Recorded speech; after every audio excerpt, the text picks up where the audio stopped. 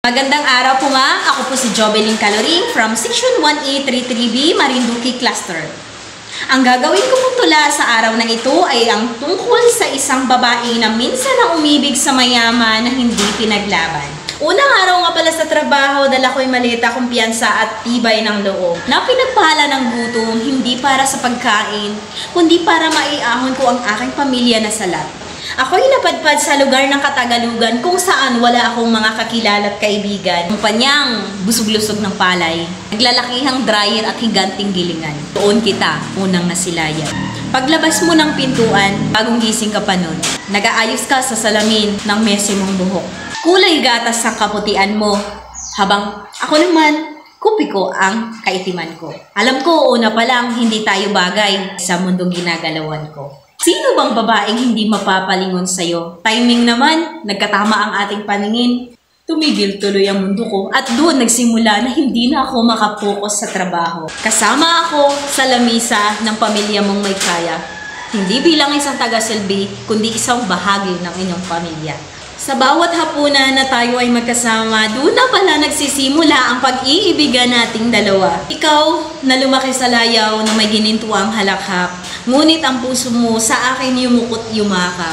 Sa tulad kong hamak, ang puso ko'y naging buo, hindi mo tiningnan ang aking kahinaan, hindi mo inalintana ang agwat ng aking kahirapan. Hindi mali ang mahalin ka dahil sa puso ko, tayo ay tapat, pantay at isa. Sa bodega, gilingan, kasungan at kusina, yun ang palagi nating mga eksena. Sarap mong kasama, nawawala ang aking problema. Dumating pa ang araw na inaya mo ko na magdagat tayo. Bonfire ikaw at ako. Ngunit, biglang bumuhos ang lakas ng ulan para patila ba hindi sang-ayon sa ating mga nararamdaman. Kaya wala tayong nagawa kundi pumasok tayo sa iyong sasakyan. Doon ko nararamdaman ang init ng iyong katawan na unti-unting lumalapit at sa akin ay dumidikit.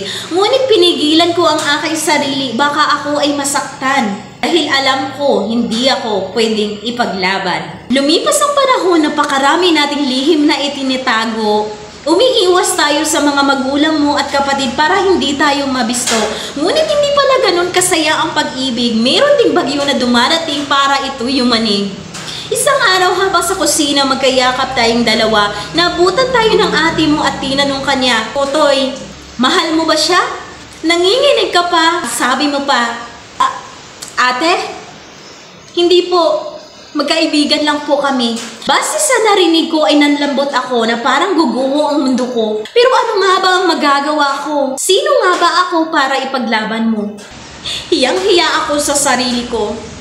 Doon mismo, sa bahay na pinagsisilbihan ko, inewan ba naman ako sa ere ng lalaking akala kong tapat at ang bilis mangako. Pero hindi pala, ang bilis palang sumuko. Bilisan ko ang tahanan mo upang hanapin ang mundo ko at lumayo sa'yo. Hindi ko alam kung saan patungo ang daan na tinatahak ko, pero isa lang ang nasa sarili ko, dignidad, pangarap at makaahon sa buhay. Ginawa kong inspirasyon ang pagtalikod mo sa akin. Sa mundo ng industriya kung saan boses ang puhunan ay niligtas ako.